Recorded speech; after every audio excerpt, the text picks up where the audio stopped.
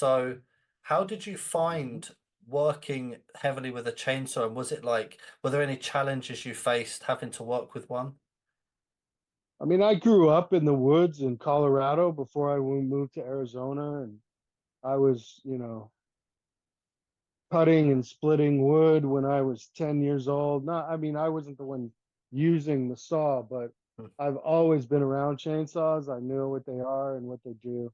So I was very familiar with them prior to this movie. Um, so I didn't have any problem with it.